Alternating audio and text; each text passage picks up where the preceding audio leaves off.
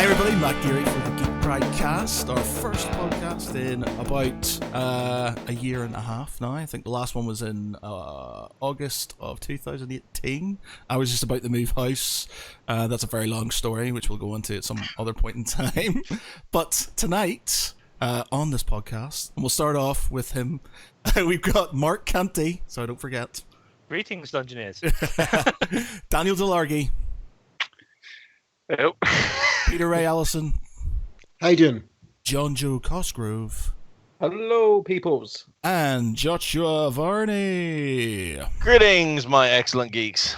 Right, gentlemen, before we start, as this is our first podcast in a while, can somebody check to see if the audio's all right? Audio's working fine. Yeah. I'm just very mindful, all of this shit.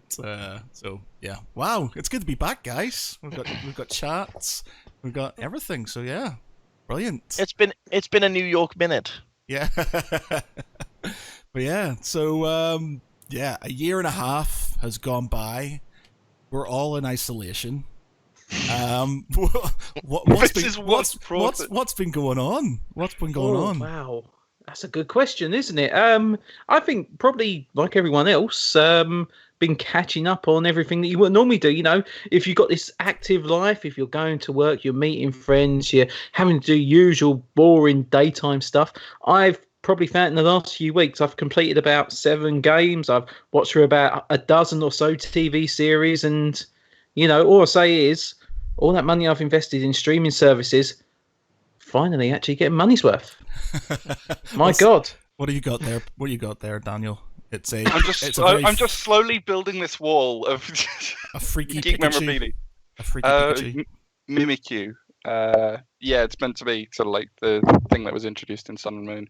A friend kindly got me a coffee mug. I'm just building this so that I can say, oh God, I actually have nerd stuff. I'm validating myself. It's like a little bit of a shopping channel, yes. As you're watching, if you like any of the merchandise you see on screen... Oh shit, it's his, he's not getting rid of it.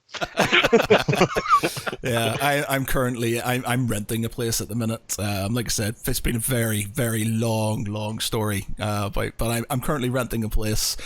Most of my stuff, including my awesome gaming table, which makes me very sad, is in storage. So I've got, a couple of bookcases upstairs with some things on it, just to sort of make sure that I don't forget that I'm a nerd. And then this behind me used to be all boxes, but because I'm having to work from home a lot now, I now have my computer and stuff set up, and I thought, why, if I'm setting this up, let's get the old band back together. Let's get some podcasting going, and here we are in force. So yeah. So what else is what has everybody been up to? Give us we'll start off one interesting thing that's happened to you since the last time we talked in August. So Daniel, we'll start with you, sir. What's happened in the last year and a half? One interesting thing. I've gone back to university to get another qualification. Oh, what are you doing? I'm doubling down on my experience, because a year and a half ago I just started working at the university library. I've done various roles there now. I'm still working with them. Still am at the moment. God, I'm working from home. But I decided to double down on that, and I'm working towards a diploma, long distance, with University of Sheffield for library and information services management. Oh, cool. Very good. Yeah. Super geeky. Validating all the little things you've got on your screen right there. Mr. Allison, what have you been up to, sir? Oh, God. Well, I was at Sci-Fi Weekend, and their 10th anniversary in October last year, and that was an absolute blast. And I should have been there for the 11th event this weekend. Right. And yeah, that's kind of not happening. Now, the Sci-Fi in the Sky, they're kind of streaming thing next weekend. But really, SFW 11 is going to be postponed to next year. And yeah, it's just... Damn, I should have been there rocking that party and with all the geeks. But no, I'm stuck in lockdown. Are they doing like a live thing? Or are they doing anything? Yeah, doing a live stream. They've got like John Roberts in the Dark Room going. They've got Darth Elvis. They've got Jolly Boat. It's fantastic. Oh. Yeah, so check it out. Okay, Jon Jo, what have you been up to, man? Oh wow, there's actually been quite a bit, and then not much of too much interest. I'll say probably one of the more surprising ones was me and Josh. We actually went to a film screening back at the end of it was the end of November now. End of November, dude. Yeah. Yeah, it's been 5 months already. Me and Josh, we went to go and see Jay and Silent Bob Reboot in London, and Mr. Kevin Smith was literally just inches away from us, and I swear at one point Josh was actually going to try and make a grab for him, but apart from You could smell him. Yes, you actually could, and he smelt like weed, sweat, and tofu. Remorse. I think is probably remorse as well. But do you know that was quite a fun night, and that was actually the first. Sounds like it was a date, weren't it? It was actually the first time me and Josh got to meet, and it was quite a nice night. We were in the front row as well. We were right at the end. The film was really good, really funny. And even at the end of the night, everyone got to go home with some cake. Nice. And not only did Mr. Josh was it special cake? It was cake. It was. Was it special cake? Well, it was. It was basically shaped as the quick convenience store. Yeah, the quick stop. And it was quite a nice cake. I actually really hated Josh afterwards because it got to about nearly midnight by the time we got out of our screening. So, going on our separate ways, and me heading to the train to head home, Josh heading to his hotel, and then 10 minutes later, I see a Facebook post come up, and he's got a picture of himself with Kevin Smith. I thought, you fucker, but to be fair, Josh did present him with this baseball cap, the Flash baseball cap, and it looked pretty awesome, I will admit. And it was one of them things that even when we was venturing around Leicester Square, he had it in this clear bag, holding onto it for dear life, and it basically, you could have thought it was like a Fabergé egg or something like that. It was just pride and joy. But do you know, that was a real great night. It was a lot of fun, a lot of laughs were had, and do you know, apart from that, the only other thing I would say, Comic-Con last year, which was at LFCC, was quite enjoyable. First year since the first time I went. I actually went by myself. A few friends that I normally would go with, unfortunately couldn't make it this time round. So, yeah, you do forget how much you're actually carrying around by yourself and how much you rely on your friends. Go, yeah, I'm just going to go and get someone's autograph. Can you hold on to this? And it's, you're coming out with like 4 or 5 carrier bags worth of shit. You're like, yeah, I've done it again. And the secret is, it's like UK Games Expo where I come back and I'm just laden with bags at the end. Yeah. I actually brought a suitcase the second day because I was like, I had to stash everything in underneath the Geek and Sun guys' tables, and I said, I'm just going to bring a suitcase with me tomorrow. So I brought a suitcase with me. I actually leave my credit card and debit card behind when I go to the UK Games Expo. Otherwise, I could just buy all of it. Yeah, it's dangerous, man. Okay, moving on. Mark, what have you been up to, man? Well, I suppose the obvious one to mention would be the fact I actually got married last year. Oh, yes, you did. Ooh, congratulations. Yeah. And I managed to sneak some geek into the wedding as well. Because I got a friend who's a costumier. So for me and for my groomsmen, we got custom waistcoats done with Doctor Who fabric on the back, the exploding TARDISes, the nice. Da Vinci type style with purple facings. So the other half reluctantly admitted that I was allowed a little bit of geek. You just didn't say where. Well, no, it was all understanding because obviously it was all bespoke made, but it does mean that the photographer took things a little bit extra without telling her. And there's actually a really cool picture they took with us walking up with our in our suits, where they've superimposed a TARDIS over the gazebo we were walking towards. And she was like, "Okay, I'll let you have that one." Cool. And Josh, give us another thing. What you've done that's been interesting. Apart from the Kevin Smith thing that Jon Jo talks about, that which was lifelong ambition for me, especially because obviously I'm a not to say that I'm a fan of Kevin Smith, a kind of super fan of Kevin Smith. My mum, I know this is not really geeky, but fuck it, I don't care. My mum, who lives in New Zealand, she moved out there back in 2014. She came over for Christmas last year to surprise my kids, and it was pretty cool. So we decided on a last minute, fuck it, we're not staying in Swansea for Christmas. So I went straight on to Disneyland Paris and just said, right, let's book a holiday over Christmas. Not realizing that when my mum was landing in Heathrow, we were due to be leaving for St Pancras the very next day. So as you can imagine, my mum was landing, getting the train straight to the house, dropping her shit off at the house, getting at least 6 hours sleep, packing another suitcase, and leaving to go back to St Pancras. And she's like, for Christ's sake, Joshua, I've spent nearly 24 hours on the fucking train. I was like, Mum, welcome to my life. Then to get spending a day in London, where we basically spent most of it in the hotel, her sleeping while me, the kids, and Kirsty went out to get food. And it was quite a 7-day holiday over the Christmas period, because my mum has never been to Paris, never been to a Disneyland park ever, and for her to spend it with my kids, with the mouse and everything else at the park, she enjoyed herself, and then got really ill. I thought you were going to say really drunk. And she flew back home in January, and everybody was like, "Oh, it's probably just travel sickness," and it wasn't. But she's okay. She's where the family farm is in New Zealand. It's very isolated. Geary, just let you know, it says live video interrupted, but it seems to be okay now. Yeah. Okay. It's the farm in Whangarei is very isolated, so she's okay with the rest of the family. Other than that, I started a convention company this year. Oh yes, you did. You did. Oh God, yeah.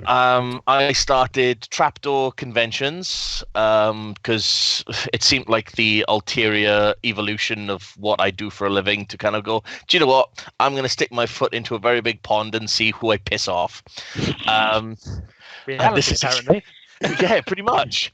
And it's quite interesting, the amount of people who want to support and want to get involved, but then you kind of meet the people who are there to just see you fail.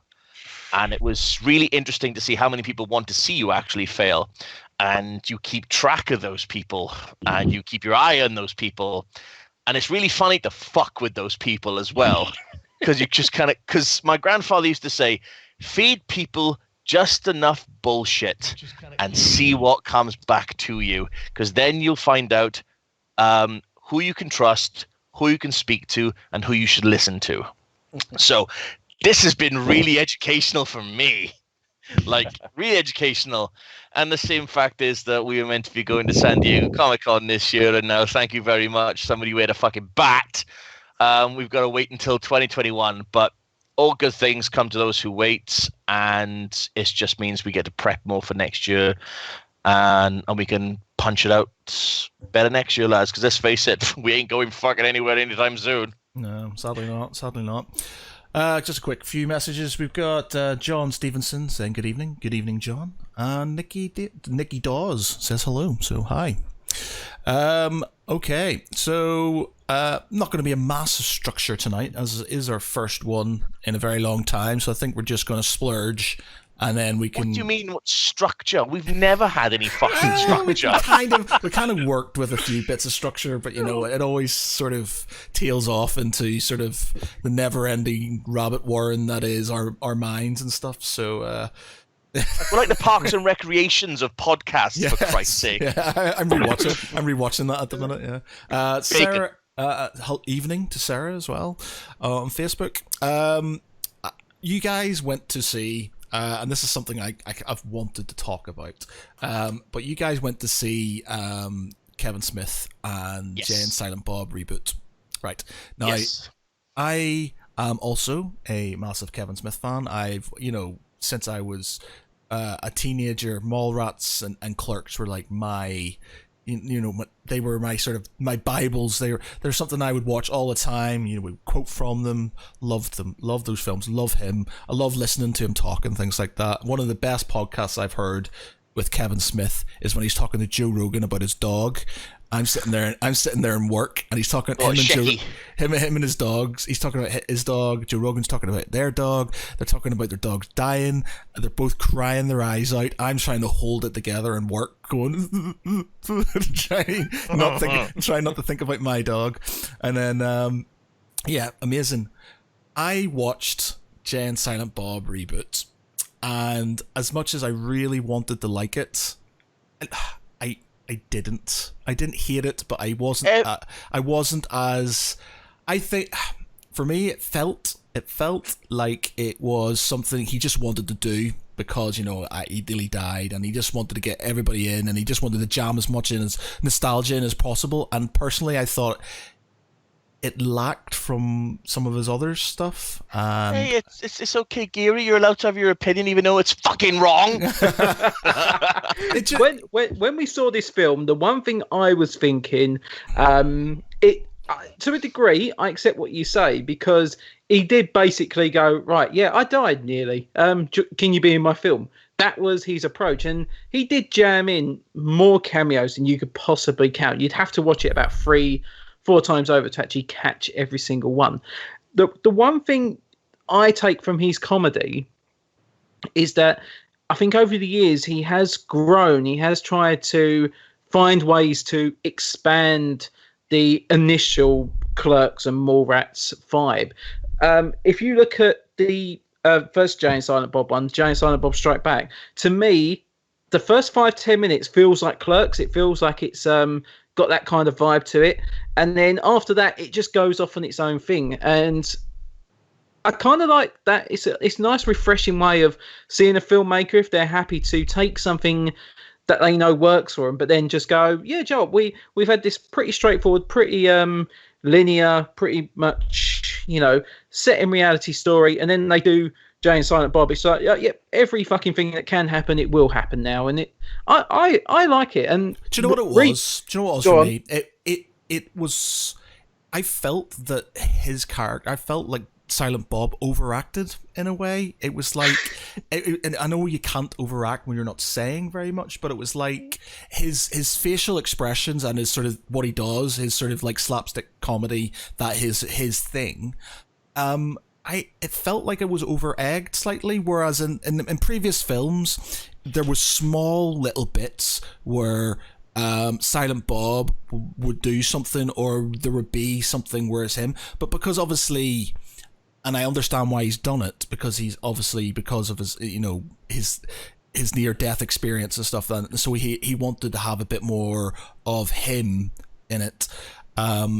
It just felt sort of, it was hard to explain, and like I said, I didn't hate it. I just don't think it's one of his best films, and I wouldn't say I was disappointed. I just didn't come away with it like, it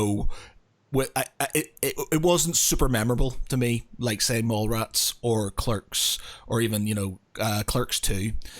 Or something like that, that for me, I can remember things, there's quotes and stuff. Jay and Silent Bob Reboot, I loved all the cameos. It was good to see all these people and stuff. And his daughter is a really good actress. Really, I think she's really good. But it just felt lacking in certain ways. The way with Silent Bob, especially with Kevin Smith, the way he portrays Silent Bob, I've always felt that Silent Bob is both Abbott and Costello and Groucho Marx in one character, basically. And I think he kind of just wanted to push the boundaries of Silent Bob to the most he could in Reboot, because it wasn't really Jay and Silent Bob. It was more Jay and his daughter, and Silent Bob was just kind of, once again, where he should be, hanging out in the background. But I'm guessing that obviously his writing wanted to push Silent Bob a little bit closer to the camera these days as it is. I enjoyed Reboot because it's been nearly 15 years since we saw Jay and Silent Bob actually on the big screen from Strike Back and Clerks 2, and I thoroughly enjoyed it. I really did. I thought the slapstick humor was there. The over exaggeration was there. It had every what's the word? It had every hallmark of a Kevin Smith film. Of a Kevin Smith film, yeah. It's just that I think he sort of, it felt not rushed, but he sort of jammed a lot of stuff in, and there was, I don't know, it just, when I just didn't get that feeling. And I'm really easy to please when it comes to films and stuff. You know, I'm very easy to please. It's just, it didn't. You know, I think I'm maybe a bit more picky when it comes to stuff when I grew up on. So Star Wars, I'm very picky about. You know, Lord of the Rings, and obviously, you know, Kevin Smith films, because you know I've been there since the very beginning. But it's just sort of, I just didn't fully feel it. I didn't, like I said, I didn't hate it. I just felt like, you know, he was overacting in his facial expressions and stuff. And I think Jay, as much as I quite like the dynamic with him and Harley Quinn, you know, it just, I just, there was something lacking for me. There was just something not there, you know, I can't explain it to you other than I just didn't get it fully. If Kevin had basically retired now from doing any more of his films, I think he could stand back and say, you know, you could be very proud of Reboot, because it was something to, especially after the heart attack, you know, meeting his, you know, his in time fate, and pushing through the fact is, right, he got Ben Affleck back, so that's an achievement in its fucking self. You know, he was able to because they fell out. They fell out big time, yeah. And you know, he got funding from you know, everywhere, especially the guys at Legion M, who I'm an investor with. And you know, this was a Saban Brands film, so you're talking about the guys who gave us fucking Power Rangers, gave us Jay and Silent Bob Reboot. So you kind of thank God they could have gone, you know, a lot worse than it actually did. But now we're getting Twilight of the Mallrats, and you know, I'm thoroughly excited about that. Do you think is that going to be a prequel? No, this will be a continuation. Okay. And then apparently 2022, Clerks 3, as long as he doesn't piss off anyone else, you know. And I'm finally hoping to see Moose Jaws. Oh, Moose Jaws. I really want to see Moose Jaws. Yes, is like the third of his like obscure trilogy that he was putting together. I saw what was it? Is it Vulgar? The one that he did where it's got the guy who plays Dante Hicks and Gil Hicks, and he's like a clown. And it's, well, I think it might be one of Scott Mosier's first films. Like that's like, and Kevin Smith does a bit of a cameo in it. I think it's called Vulgar. Pretty sure. Vulgar. Yeah, Vulgar. Yeah, and that's pretty obscure. Nobody generally sees that. Well, quick shout out to MJE420 on Twitch. How's it going, buddy? But with most of Kevin's obscure films, I mean, if you look at Red State and I can't believe I'm actually saying this out loud, but Tusk, you kind of see how far his psyche can go, because yoga hoses, I basically put on yoga hoses as background noise if I'm drawing or if I'm doing anything else, like, I don't know, cleaning.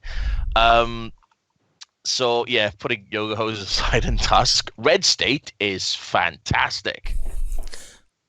I was just going to say, in terms of the like talking about films, if we go from like Kevin Smith, just trying to think. During this lockdown, I've been trying to think of a certain director whose films I just want to go for. I just want to go through their back catalogue. I want to, you know, maybe see films that I haven't seen theirs before, and like, you know, maybe experience all the big ones, but also maybe see the ones that people might not have been as happy about. The one I've been thinking the most, I really want to revisit all of, is Steven Spielberg.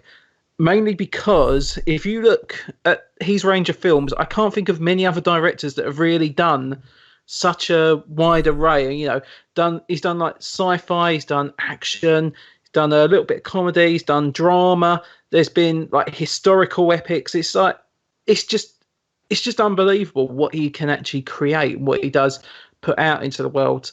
So actually, guys, that's a good point. out of all of you, because I will promise I will watch these, and even I'll tell you what I'll even do. I'll do it on Geek Pride. I'll actually do a little mini review of each of them. You can all name me one Steven Spielberg film each, and I'll promise to watch them in the next 2 weeks. Can I go first? Go on. Then. Hook.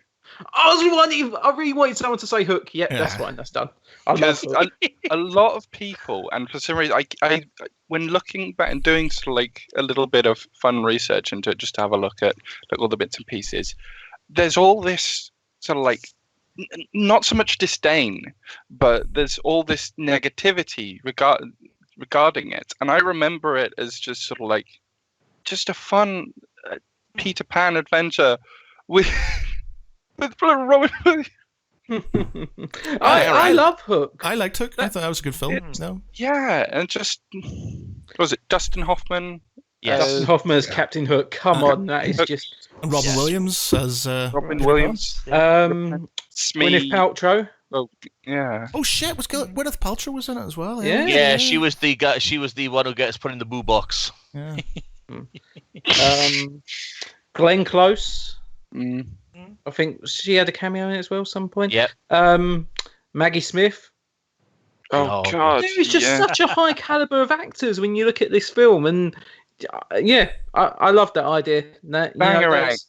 Bangarang. Rufio! It's the food fight. Rufio, yeah. It's the food fight. It's amazing. It's where he just sort of he gets the spoon and then he just kind of flicks it. I can't remember what exactly he says. He says go and he does something. He Suck flicks at a dead dog's nose. Yeah, that's it. And then he flicks it and it just, you're doing it, Peter. You're doing it. And Dante Basco, just the guy went on to do Zuko, and actually, Dan, while you were talking about it, because you mentioned Hook, have you seen the Bangarang short film that Dante Basco made a few years ago? No, I haven't. You should watch it. It is actually really good. It's quite heartfelt and a little bit upsetting as well, but it does make for a good watch. I won't say any more about it, but look it up. It's called Bangarang. Mm. It's definitely good. Right, so Daniel's giving me Hook to go with. Go on. Just because I love the book, Ready Player One. I haven't seen Ready Player One yet, so that is definitely going on the list. It's good. Yeah, It's not. I quite enjoyed it. Yeah, it's not the book. Yeah, it's not the book. It's not the book, but I think it does well with what it's got because there's obviously licensing issues. And they can't do it, but in the books, there's a lot more sort of in the book. Whereas I think it does a good job explaining. It does. It does a good job. It's the classic book adaptation dictum, though. You have to take it as it is, rather than trying to expect you're going to see the whole book splurged in front of you for 8 hours on the screen. Because everybody seems to forget the fact is that it's a film based on a book, and because of the success of Ready Player One, I really would like to see what they could do with Armada. Because it's not a direct sequel to Ready Player One, and it's not as on par with Ready Player One, but it's still a good book. I mean, God, I read the book just because we're here where we are, and then just for a laugh, I listened to the majestic voice of Will Wheaton doing it on audiobook, and he put so much joy into reading it. I thought I could listen to this all day, and ended up listening it to 2-3 days. But yeah. Ready Player One is my pick. Okay, Joel, Pete, go on. What are you gonna give me for a Steven Spielberg film? Okay, I'm gonna have to go for that classic, Raiders of the Lost Ark, the ultimate adventure film. Wow. We're gonna get into the argument now of would any of it actually happen if Indy just stayed home? Yes, he didn't have to do a thing, and the result would be exactly the same. Not exactly. Because he saved what's her name? Marion. Thank you. Yes, he saved Marion, didn't he? So that was his intervention. Yeah. And the Ark would still be on that island, and it wouldn't be in Area 51. True. And it wouldn't be with top men. Right. Go on, Mark. What's your pick? Oh, how cruel am I? How horrendously cruel can I be? Do you know what? Be as cruel as you want. Go on. Okie dokie then. I'm going to make you watch The War of the Worlds. Oh, You bastard. You told me. What did I You do? know- I gave you an do you out. I know- gave you an out. It was between. You know, I was- remember watching that in the cinema, and obviously, I was like, it's all right. I wasn't a big fan of it, and then but a few of my friends I was with, they were like, "Oh, this is such a good film. It's Tom Cruise. It's so brilliant." And I was like, hang on. I said, have you actually ever heard the original War of the Worlds? I said, have you actually listened to the Jeff Wayne? No, you haven't. No, all right. This is something you guys are going to be taught. And they're like, nah, fuck you, man. I ain't listening to that shit. Right. This is the one I'm dreading there. Matt Geary, what are you going to give me? Ooh. That's going to have to be a war film, I think. And I'm not going to go for Saving Private Ryan. Warhorse. Oh, I haven't seen Warhorse either. Warhorse. It makes you cry. yeah.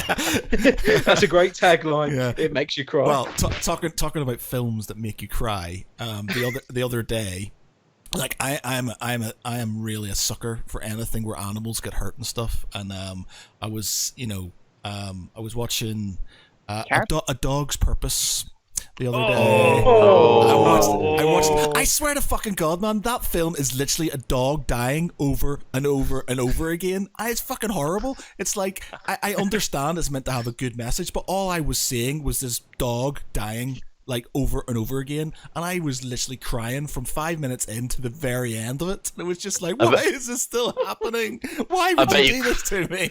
I bet you cried like a bitch during Homeward Bound then. Oh man, I literally went and gave my dog a massive hug afterwards. I got off and I'm sitting there lying down, hugging my dog, and my dog's going, "What the fuck?" And I was like, "Don't go." What's wrong with my human? Yeah, he's just like, "What are you doing?" FYI, if I have to run off quickly, it's because the bear dogs escaped. But yeah, he's on guard at the minute. The bear dog. Have you seen the dog? Sequel to Inglourious Bastards. That's right. The thing is, the last podcast we had was just before I bought him, so nobody's seen my Tibetan Mastiff Boromir on the podcast. So he's like 20 months old now, and I love him to bits, but he's hard work. he's hard work. They are smart, stubborn dogs, and yeah, it's they're characters, very much characters. When you talk about crying, who watched the Sarah Jane funeral live casting they did last week? Oh God. None of us. Sorry, nope. No, I did see it.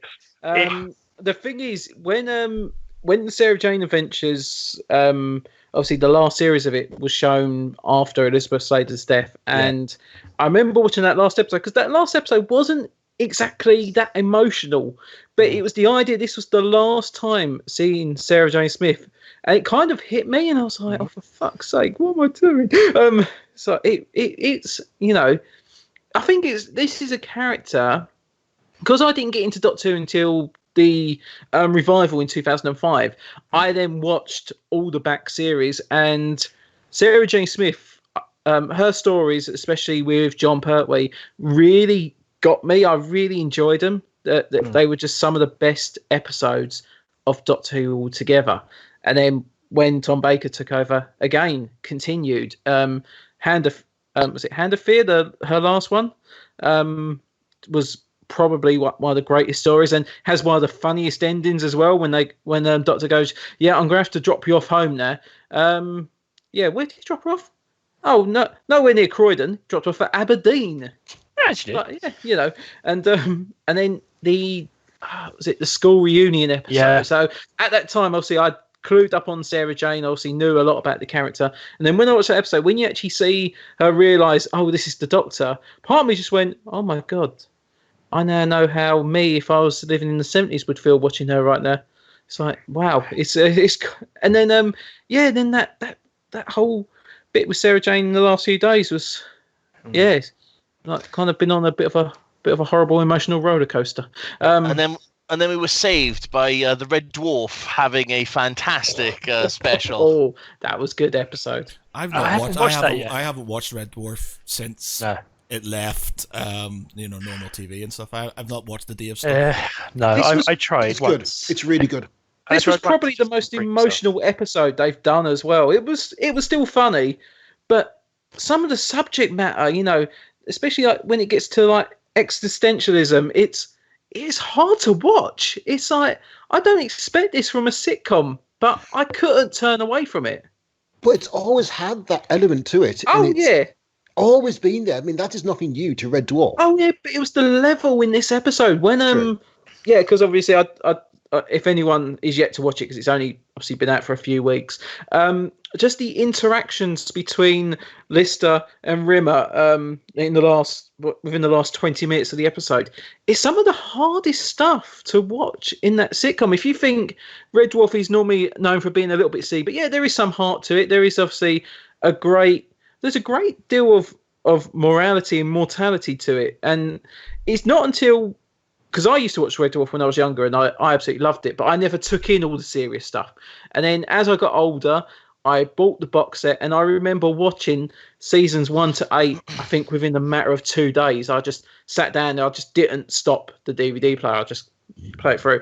And it really gave me this new appreciation for it. And then obviously watching the latest episode, it's like, my God, I probably have to say Red Dwarf is probably my favourite show, just because of it beats all expectations for what a sitcom, what a sci-fi show, and what a real human story really should be. And it comes from a silly little comedy that began, over 30 years ago. I used to love Red Dwarf, I really did, but I think I watched one episode. David didn't have a laugh track or something, and that was Back to Earth. Yeah, That wasn't good. It just felt really weird, and I was just like, and I just haven't watched it since. So about the same as me, actually. I must admit, it just I couldn't It bring wasn't myself to go back. Subsequent seasons of Red Dwarf and Dave have been really good. Really, really good, to the point where I've been absolutely laugh out loud on the floor with laughter. I think one of my favourite ones, especially of the Dave episodes, there was one called Give and Take, where they go on this hospital ship, and Lister basically has his kidneys removed, and during the shootout, his kidneys are accidentally destroyed, so they try to find a way to keep him alive, and they come up with the idea, we'll go back in time, we'll steal his kidneys from Lister after they've been taken out and give them to Lister now. Which obviously makes sense. But the one thing that got me was the robot, because obviously they're trying to look for this doctor robot, this high-tech piece of equipment, and they find this one, which they think, he's very kind, he's very friendly, this must be the robot we're looking for. It turns out he's a snack droid. He actually just dishes snacks out, and it's just so it's just so hilarious when they eventually work it out. He goes, yeah, what, you really want me to help you with this? Yeah. You really want to know who I am? Yeah. I'm Snacky, the snack droid. So... But that to me, that was pure classic Red Dwarf all the way through. Well, considering what Lister used to do for a living. For me, it was Lemons, where they go back in time. Lemons was good. And basically, like, they meet Jesus. Oh, God, no. But it's not the Jesus they think it is.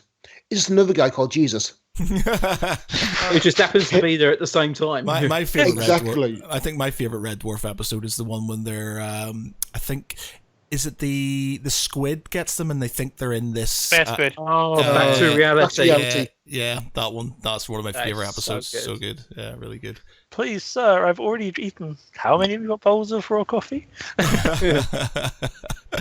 the other one, Gunmen of the Apocalypse. Oh yes. When they're in the virtual reality game. That is a classic its own. No, Joe, because I've been rewatching Red Dwarf because it helps with the whole isolation thing. I just think I'd love to have a hologram friend and a robot and a guy who's evolved from my pet. That would be quite fun. I've been rewatching, and the quarantine episode I think is still so much fun. Goes, yes, what, you like to come on a trip to Munchkin Land with me? It's like, yes, of course we do. So let me tell you this: I'm sitting in front of you in a dress with pigtails, with a sock puppet in my hand, and you want to come to Munchkin Land with me, and you're saying that you're actually sane. It's like it's just such great writing in Red Dwarf, and it's something that does hold up so well after all these years.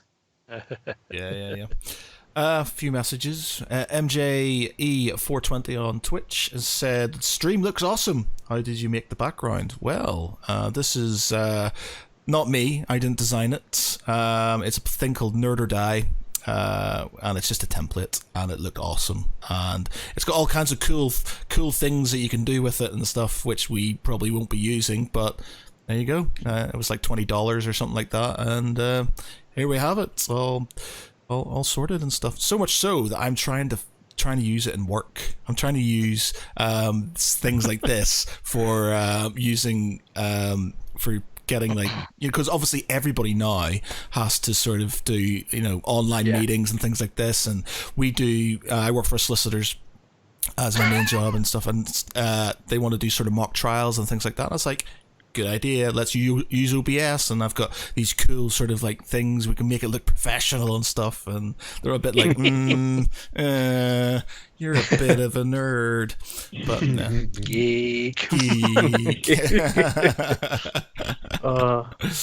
But yeah, it's amazing how the world has carried on considering lockdown, and I think there's going to be changes. I think there's going to be, I know in my work, they have said that they're going to let people work from home more often, and that the whole paperless thing works. I think they're going to realize that, they found that productivity has gone up since people, because for me, it's like I don't have to get up out of bed at 6 o'clock in the morning, and I don't have to sort of I can get up at like 8:45 and have a shower and then get downstairs and I'm done. I was gonna say, you ain't even got to get dressed for work. Yeah, and easy. I walk my dog, and I'll even work late because I'm sitting there. And I don't have to get a train, so it can take me an hour. I don't have to deal with the public and things, and so I'm happier just to sit here and do a bit more because, well, it doesn't matter. I think that's a good thing. So I think we'll see some changes going forward. How long this is going to last for, I have no idea, man. I don't think we're going to see pubs and clubs and things like that opening until at least the end of the year, maybe next year. Yeah, and offices like mine where you can, remote working is a thing you can do. They'll be one of the last set of people to sort of be back. I think they'll gradually do it on an immunity slash. If you've had an injection, or if you can prove that you're immune, fine, you can go out and about. But the problem is, how do you prove that? Well, it's going to have to be. How do you prove that you are immune? Yeah, but they've also said that even if you have the injection with like the antibodies and whatnot, it doesn't actually make you immune to it. No, because there's multiple strains, and they're still trying to figure out if it will confer immunity. Because even with some of the other coronaviruses, even if they do give you limited immunity, it's only for a short period. It's not permanent anyway. So is it a cold? It's effectively like a cold then. Common cold. Yeah. So we're never going to get rid of it. It's something that we have to basically deal with and work around. Yeah. And also, the first wave is always the worst because our bodies do not have any experience with this type of virus. So subsequent waves are going to be less severe. Unless it follows the pattern of the Spanish flu. Unless it mutates. The only thing I'll say with Spanish flu is that, considering the time we live in now, because we've got such great communication, we can relay messages so well. You got to think, in that time, communication was not great at all. So you could have someone who probably didn't even know they were ill, didn't even think about, or maybe I should keep away from people. They go to a village or something, they pass it on to 100 odd people. That 100 people then pass it on, and I think social distancing is going to be what obviously stops the Spanish flu.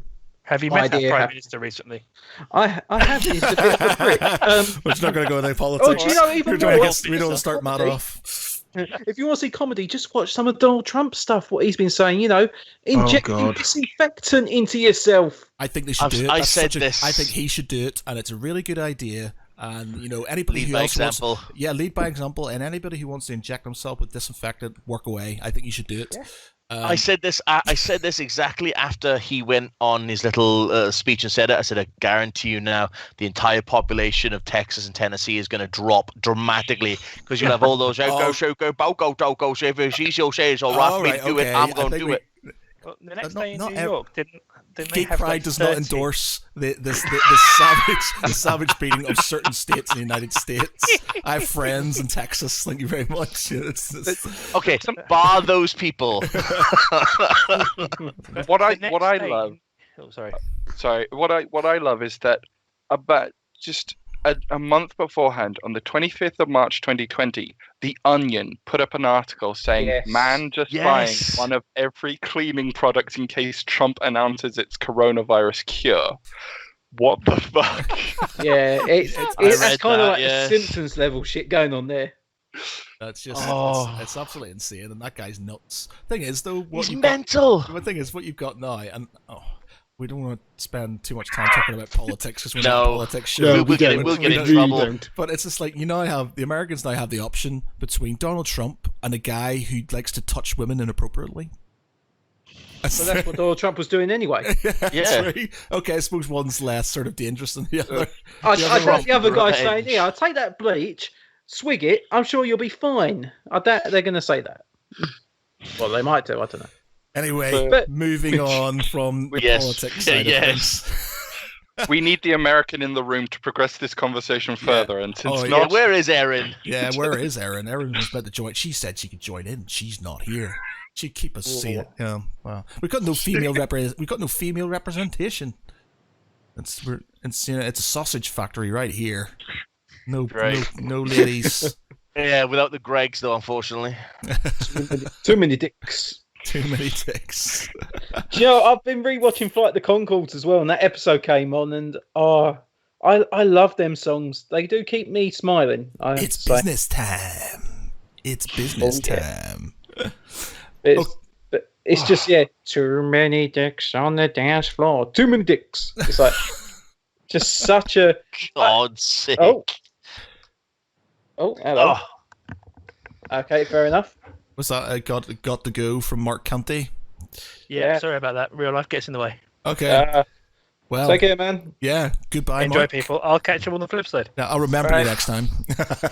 Yeah, you do that. That's the real reason he's going. He's like, this bastard didn't remember me. Yeah, sorry, Mark. We'll get you next week. I'll get you next time, Gadget. See you later. Yeah. like Okay, moving on. Has everybody seen the new series of Altered Carbon? no, Yeah, not yet. Yes, I have. No. It's on my list. It's on my to-do list. Oh, yeah. Did you not? What did you? it's so. You've obviously read the books. I haven't read the books. Oh, yes. Yeah. So I'm assuming it deviates somewhat. It's a mishmash of Woken Furies and the second book, Fallen Angels. Basically, you've got essentially the plot of the third book with some of the characters from the second book, and it deviates quite a bit, not necessarily for the better. And I think basically the original actor in the first season of Altered Carbon was much closer to The the original. portrayal in the book. Yeah, I mean, he Joel Kinnaman, that was it, has that lockdown fury that Takeshi Kovacs has, whilst the new actor, who's again, I'm going to please forgive me, I can't remember his name. But He played Falcon. What was his name?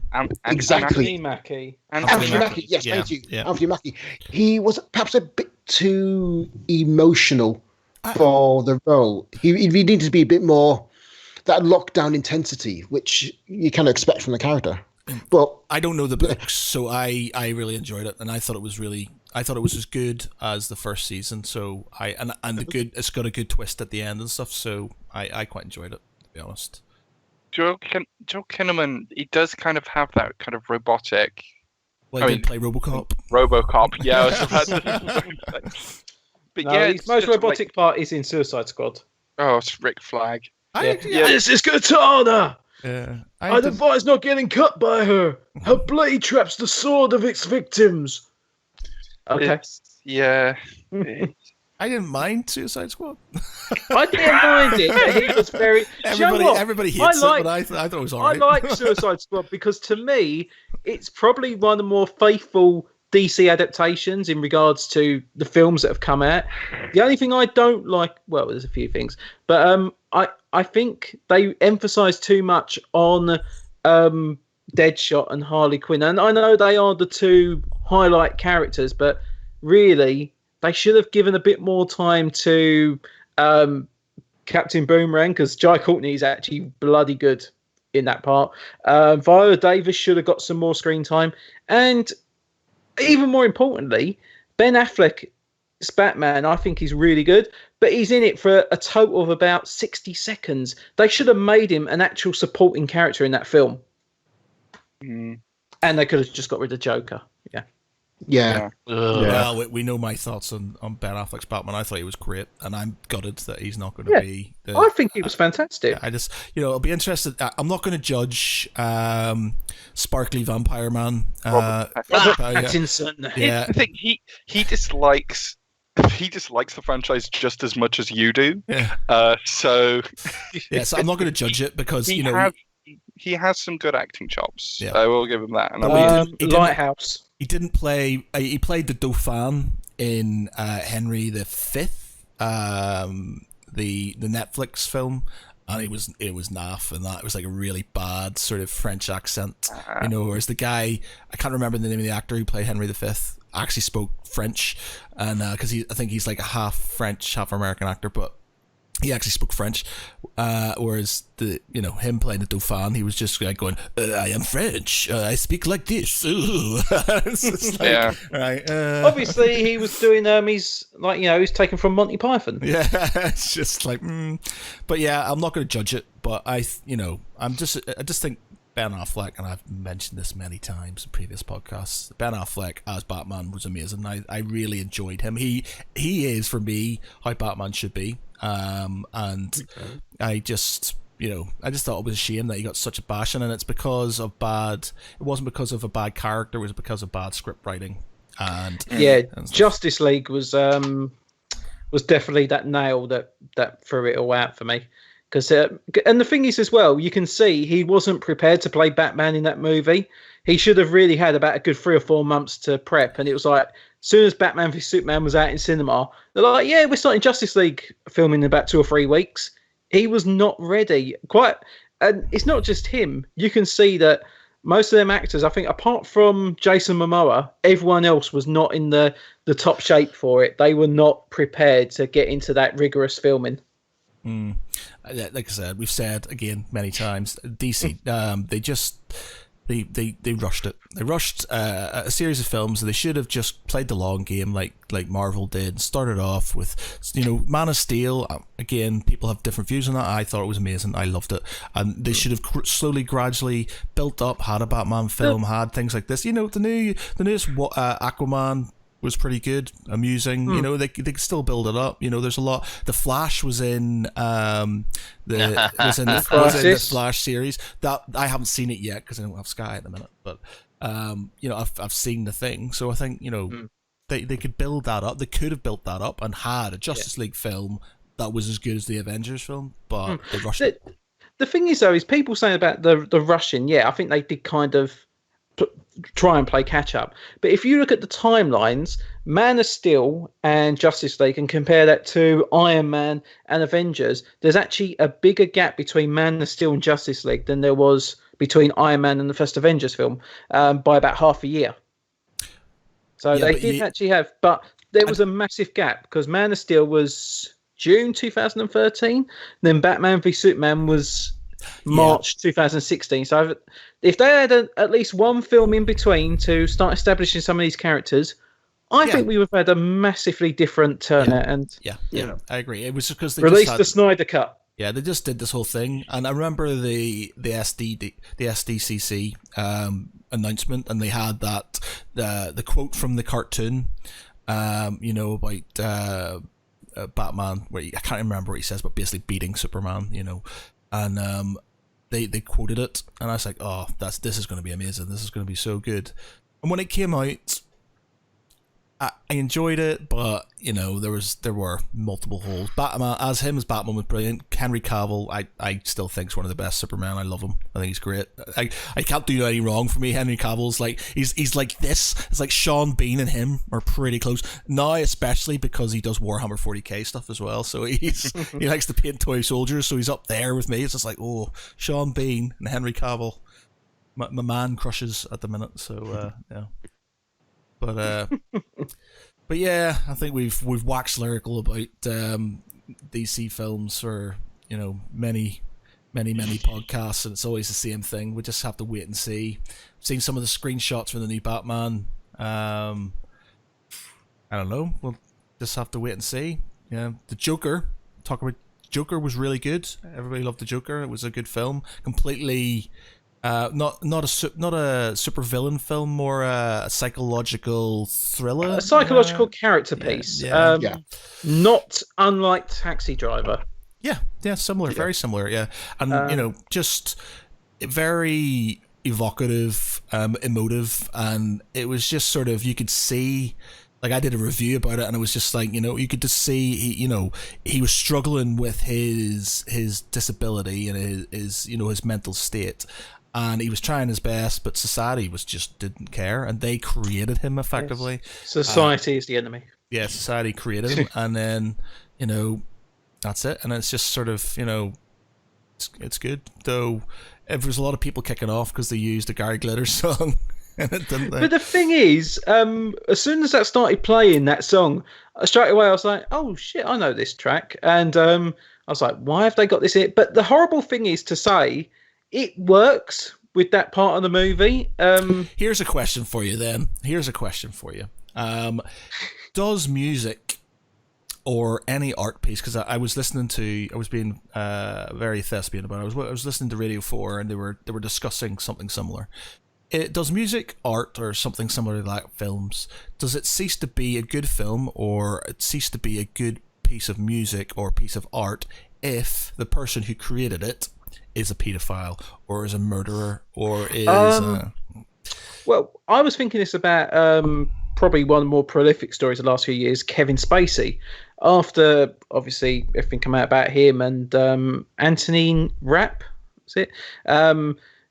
There was this whole feeling of, oh god, what does everyone now feel about Kevin Spacey, because he'd just finished season 5 of House of Cards, probably the biggest Netflix show at the time. They were about to get onto season 6, and all of a sudden they're like, nope, we can't have him in this. So they basically cut him out straight away. And then even better was the Ridley Scott film, or was it All the Money in the World, where he was basically cut out of the movie 6 weeks before it was due to be released. And not only that, he was not even the right age of the character he was playing. He was in heavy prosthetic and makeup. And the original actor, who was apparently considered, Christopher Plummer, was then called up and went, "Yeah, do you want to be in the film now? We're reshooting it." And this is a thing which I think has really taught me something about cinema, is that you see a lot of these films, they get delayed for 6 months, a year and a half, whatever, because they go, oh, we need to work on it, we need to refocus. But this is something that was in 40 days. They cast a new actor, they reshot scenes, they then cut it, mix it together, and they had it in the cinema. Now, where do we stand on cinema now when we think that anything can happen and something can be changed almost instantly? And then there is other situations where, I think another reason to go on about this is probably Justice League. If you look at back in August of 2017, they were doing reshoots, and they were still pushing for November 2017 to get that film out. And that film was a mess when you look at it. And you can see where they've literally taken the original cuts of the film, and it's like, yeah, let's put in this, let's put in that, let's put in whatever. And I just feel this is going to be a dangerous trend in cinema. And I understand with the actor, in terms of Kevin Spacey, going back to All the Money in the World, they had to do it. With House of Cards, obviously, they had to remove him.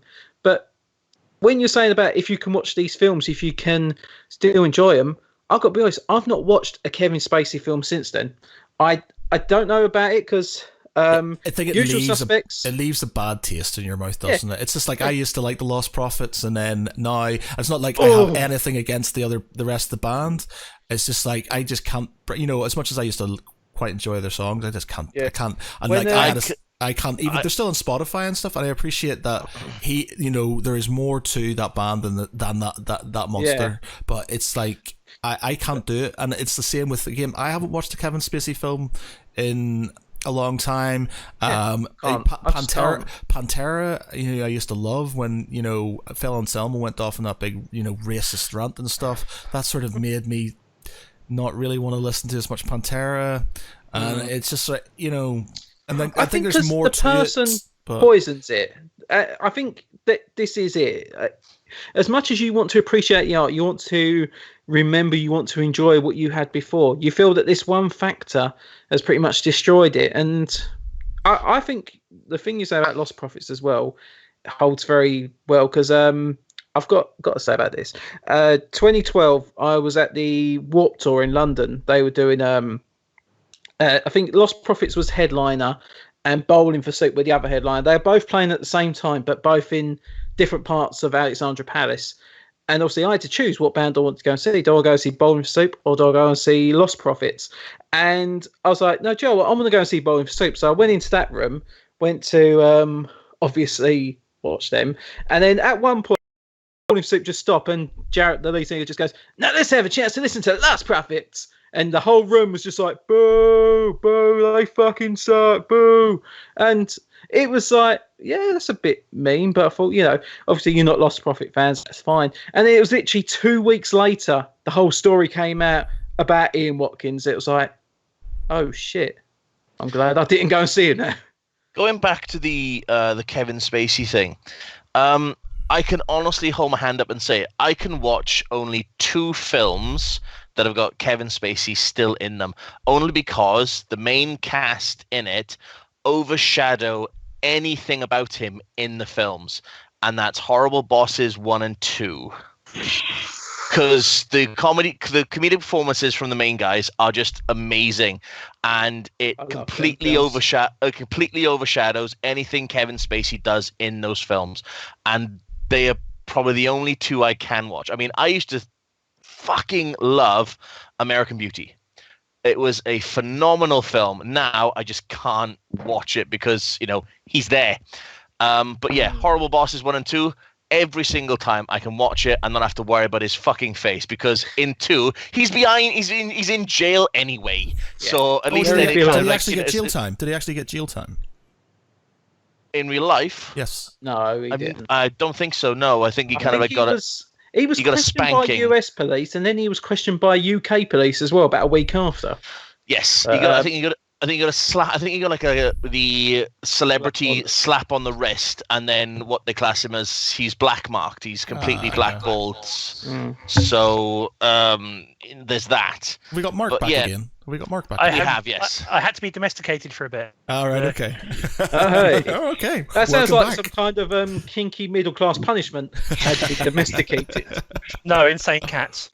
That sounds even worse. It's interesting with Kevin Spacey because, like, I'm sort of of a similar version where there are only kind of 2 films that I would want to watch.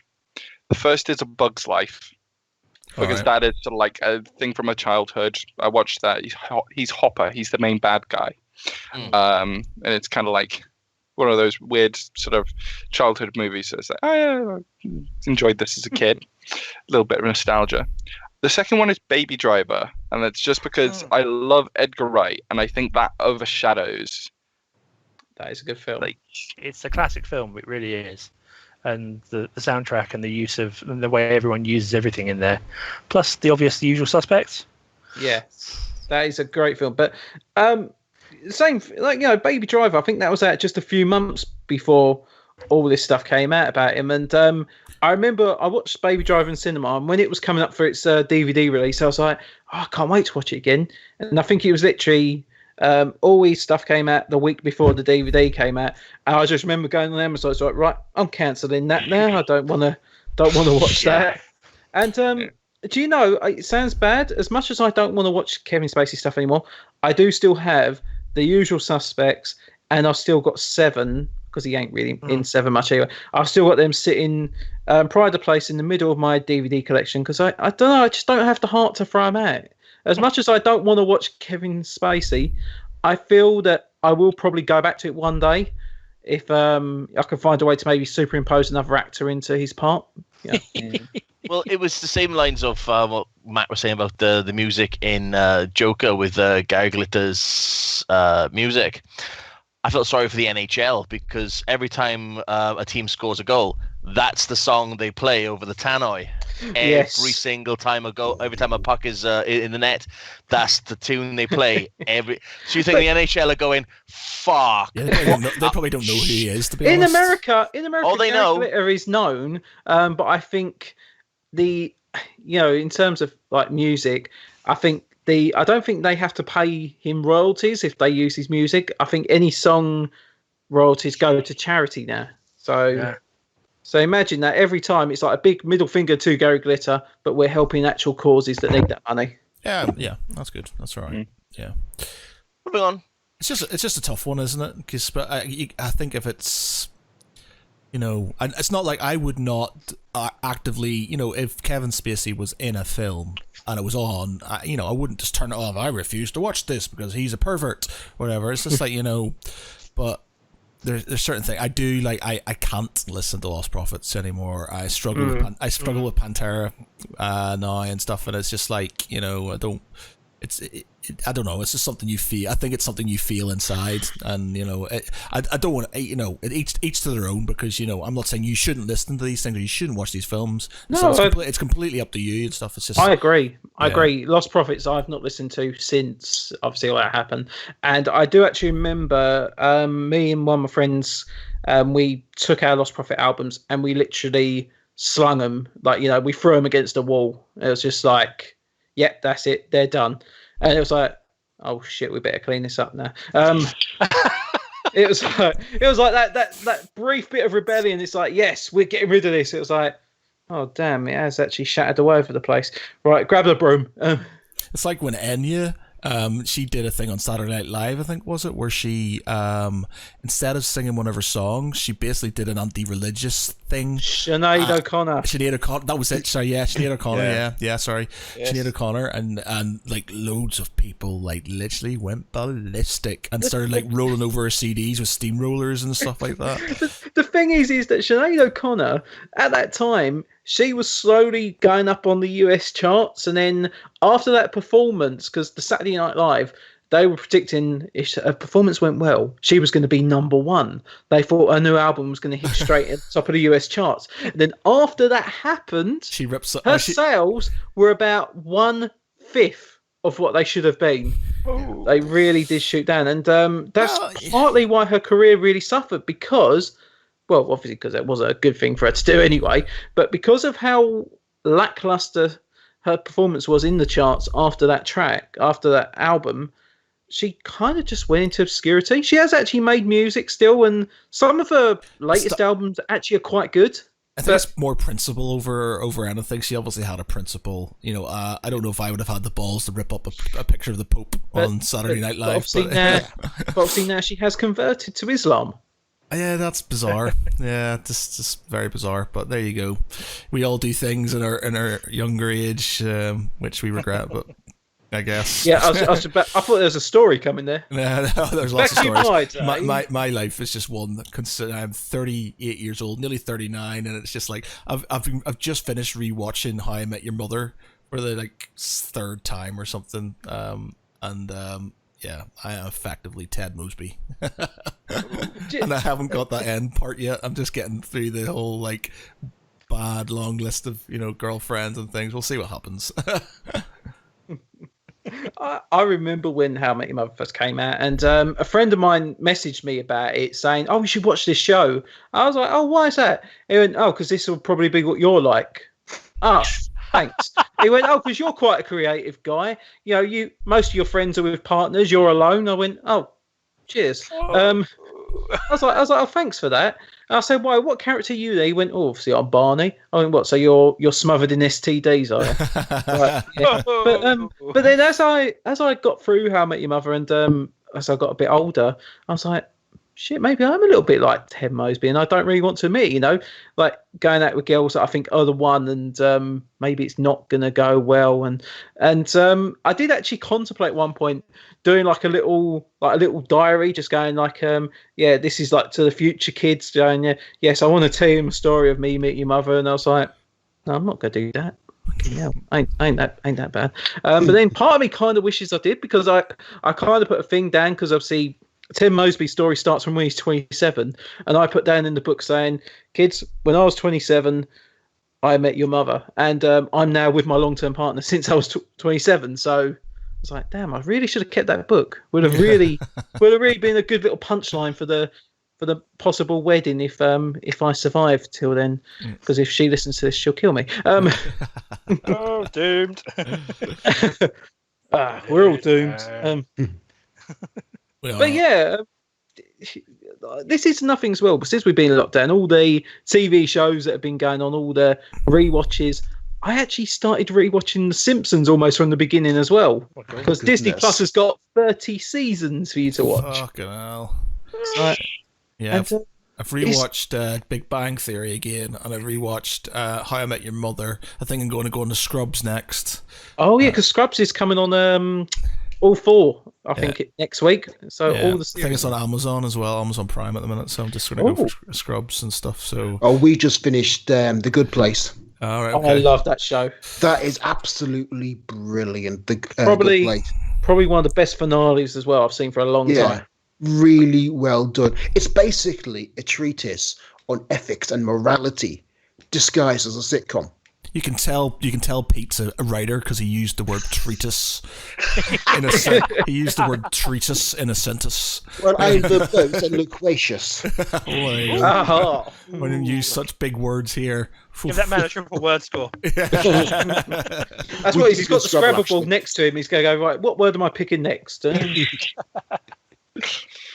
I wish I've been trying to get into more shows, but it's just sort of like been at the moment dividing either between playing Animal Crossing, New Horizons. It's surprisingly addictive. I love it to bits. It's an excellent distressor, and tuning in to turn this sort of like in a different, slightly geeky direction. Watching the live streams of old productions put on at the National Theatre and the Globe Theatre. And I think I was convinced to watch one of the musicals, Jesus Christ Superstar, because it was Easter. But yeah, the National Theatre, they put on a couple and have extended their run. They've done the 4 that they were going to do, and are now doing their Frankenstein production next week. That's the one with Benedict Cumberbatch and Johnny Lee Miller, and they do one night in one role and the other, and then they switch it the next night. I've seen the advert for that. Yeah. I saw that in the cinema actually, and I thought it was bloody good. So yeah, that's going to be Thursday night, showing up on their YouTube channel. And the Globe, I predicted that they would sort of like go, oh dear God, look at how popular this thing is getting. We got to get in on this, and have put stuff on BBC iPlayer. They're releasing one every fortnight on their YouTube channel, and it's just been good to because I've actually been going on digital dates. Way. It's been lovely because we've watched the thing, texting all the while. I think it's good. I think there's a lot less stress involved when you do stuff online than when I meet somebody and I'm dating. It's like, I talk shit already. But I talk a lot more shit when I'm meeting somebody and I'm nervous. I just like blah blah blah blah blah blah blah blah blah blah blah blah, and I just go through my whole life story, and they just look at me like, "Holy shit!" Laura Hill says on Facebook, "Treehouse of Horror Marathon." Treehouse of Horror. Oh, Simpsons Halloween episodes. Yeah. Because there are effectively 30 of them episodes now. Right. Okay. Yeah. Save it for Halloween. could say for Halloween, but we are effectively living in a Halloween, so Yeah, perfect that timing. Perpetual. Another like that. another cartoon I've been thinking of revisiting because I've got the box sets. Funny enough, it's Beavis and Butthead. I don't know why, but I've been feeling like I really want to get back onto that because guy that I work with every now and again, because obviously shortage of toilet paper and that, he goes wandering around. He goes, "I need TP for my bunghole." It's like, every time he says it, it cracks me up, and I'm just like, I am the Great Cornholio. I just remember the movie. I remember going to see the movie, and obviously the Red Hot Chili Peppers soundtrack for the movie. Love Roller Coaster. Loved it. Yeah. Loved it. Amazing. Yeah. And I think this is the thing. I think a lot of people were watching, discovering, or maybe even rediscovering stuff that they would not have normally done. And I can't see that as a bad thing to a degree because it's nice to rediscover something you might have loved 5, 10, maybe 15 years ago. I mean, I've been looking at my box set of Heroes. I used to love Heroes, and then it went really shit. But I want to rewatch it again because I actually bought Heroes Reborn just to complete the set, not intending to actually watch it again because it was fucking terrible. But at the moment, I want to rewatch it. I really do. Wow, First season's great. Everything else after that.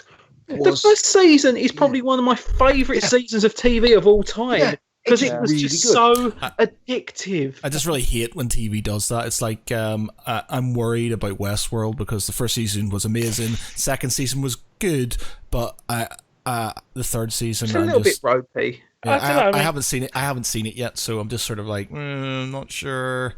I mean, yeah, I can admit that I sort of watched the first couple originally. I kind of stopped, and I binged the first 2 seasons over the last couple of weeks. Yeah, and I've watched the first couple of season 3, and I'm kind of like, I'm really not sure at the moment, so I've kind of stepped away for a bit so I can build up a backlog. And I think I'll just like once it's finished, I'll watch it all together. Yeah. And then decide then because I'm not sure at the moment. It's still because they keep changing things up to try and be cool. Somebody was talking before we started when I was messing around with things. Picard. People were talking about Picard. Now I haven't watched it yet, so Same here. Is it watchable? Yes. Oh yeah, absolutely brilliant. Definitely. But it'll probably be better for you when you're binging it because I think the thing is that a lot of people who got themselves really twisted about it because they're watching it week by week, they're expecting it to be TNG. And it's not. I mean, the first 3 episodes alone are basically just like the old intro TV movie that they used to chop up. So watching everything together closer together, I think you'll probably get a better experience from it. Yeah. Right. It is very much a long form story told serially. I will probably start that next week because my TV list is slowly drying up. But the show, I finished the show last week, which was probably one of my favourite shows I've ever got into, and that was Mr. Robot. Oh, that was so good, man. The last episode really, really fucked my mind over because I was so sure I knew how this was going to end, and then it just went crazy. It went real, and I actually thought, hang on, I thought this was like a psychological drama. Are we suddenly going to something science fiction-y? Or it's like, I'm not saying more than that, but it was incredible, and I couldn't believe how much I loved this show as well, and I don't really think there was ever a bad episode. I just, and it was probably one of the only shows for quite a while where you have to watch every little detail. You can't shy away. You can't just look at your phone, look at some updates or anything. No, your face just has to be glued to that screen for every second, and I feel I was rewarded for my time. Yeah, I mainlined the first season. I do need to catch up on the rest of it at some point. I think I'll have to start from scratch again, as you said, because otherwise I know I'll be missing stuff. Yeah, I've enjoyed it. I haven't seen all. I'm on the last season, but I haven't seen it all. But yeah, I've enjoyed it. Yeah, and also because I've been catching up on other things as well. American Gods, my favourite ever novel. Yeah, and I've just been getting through season 2 now. Season 2's been a bit of a slog, I will say that. But I've only got one more episode of season 2, and I'm hoping it picks up from where I'm watching at the moment. And I really hope season 3 is a massive improvement because, like I said, American Gods It's is had probably the only a rotating doors of showrunners, and it's and showing. actors. Yeah, Because, you know, Yeah. Gillian Anderson just kind of like after the first season, yeah, I'm gone. yeah, Oh, and okay. it's not helping. I mean, one of the big things to me is there's no consequence for the actions of the characters in the wider world. I mean, a girl is running around who has risen from the grave, and no one actually comments, "Hey, there's a dead girl running around." Well, it's like in John Wick, in the John Wick films. If you watch them, and I had kind of a theory on this, but it's like nobody seems to care that there's people getting killed left, right, and center and stuff. There might be like, oh my god, there's a car coming for us, but if somebody gets shot or something like that, they just seem to walk off. There's no, it's like an alternative reality where sort of like it's just not the norm. Yeah. It's just like, it's odd because, you know, they'll sit there and do all these things and, you know, nobody seems to give a shit, really. It's like that episode, it's like that one, John Wick 2, when is it the subway? They're basically shooting each other from across the thing and there's like bullets flying around and people are just sort of wandering around as it's normal, basically. Oh, God. But I love the John Wick films. I think they're amazing. They're very stylistic. Very stylistic. Yeah. I remember the first time I didn't watch the first one, and then the second one was coming out in the cinema, and I was like, I don't know if I really want to watch this. I just don't know if it'll be good. And it was just on TV, and I watched it. I went, holy shit, this was amazing. That was fucking amazing. And I went straight out and watched the second one in the cinema. And when the third one came out, I was like, oh, loving it. And I love the fact that it's they're in days effectively, so they're one after each other, and you can see by the third one he's a bit more run down. He's a bit slower. He's a bit sort of weary. Yeah, and damaged, and I like that. I think that's just really good. Something similar, yeah. When the third one was coming out in cinemas, I thought, right, I need to watch this film, and I was with my parents, and so I sat my dad down and went, look, I know this kind of films you like.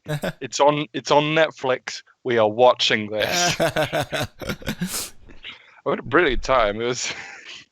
It reminds me of John Woo a bit. Yeah, definitely. Distinct John Woo influences.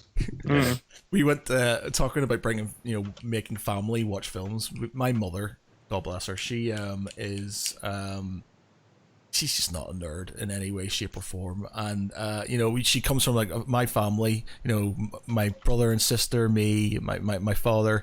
We're all massive Lord of the Rings fans, big Star Wars fans.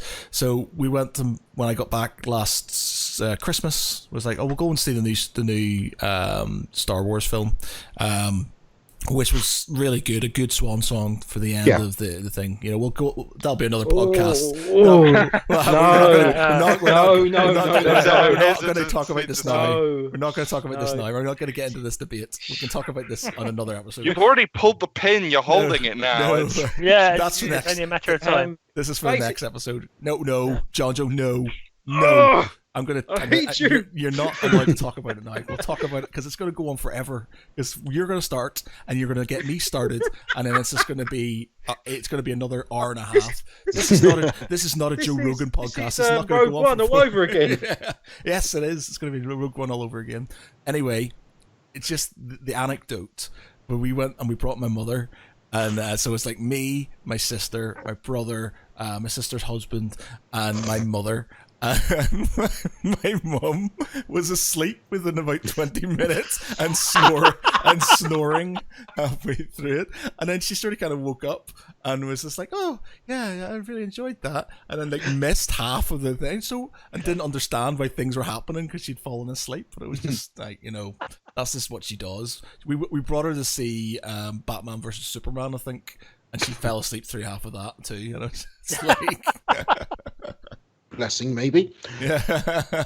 But yes, we'll do the Star Wars thing another day because that is a can of worms that I don't know. It may have been less soured now that sort of like you can also talk about the finale of Clone Wars as it's happening with Disney Plus.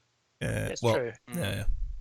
I do think that does make a big difference now, having watched having watched Rebels and now watching that and seeing how that whole bridge around everything works. I think it feels more well-rounded, at least the first 2/3, if not the last third.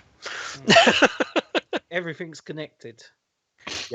Yeah, well, they're trying to make it a bit more sort of cohesive, aren't they, and stuff. I'm still not sure if I'm okay with The Last Jedi, but No, I'm not. I just my friend Russell, when we went to see it together and stuff, and we both came out kind of going, "What the fuck was that? That's like our childhood ruined." But You're doing this on purpose now. No, I love The Last Jedi.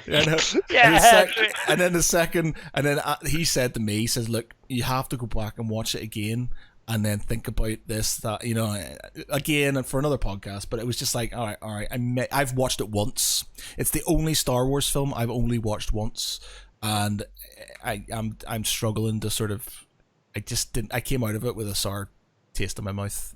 So we'll see. But again, that's for another podcast, another time when we can go off and that, and me and Mr. Cosgrove can butt heads on I keep a hold of that gives me something grenade. to look forward to now, you know. Yeah.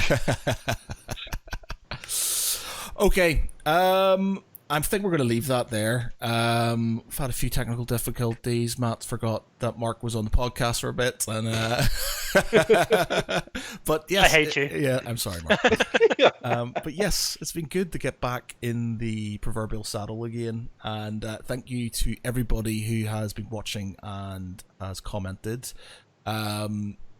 We will be back hopefully next week. We'll try and figure out what day is going to be the best for us. We should really have it on a specific day, but we're all in lockdown, so I guess it doesn't really matter at this moment in time. Each day's the same. Yeah, each day is the same. So It's always Monday, Tuesday, Wednesday, Friday anyway, isn't it? Yeah. So we'll do that. We might even do a virtual drinks one where we're just, getting drunk and shooting the shit. Or we might do a It dungeon. won't be virtual drinks. Yeah. Well, we'll do virtual pub. We did a virtual pub with my friends the other day, which was quite enjoyable.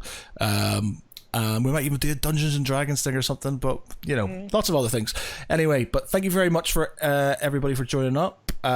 Thank you to my co-hosts for joining me. Daniel. Thank you very much for having me.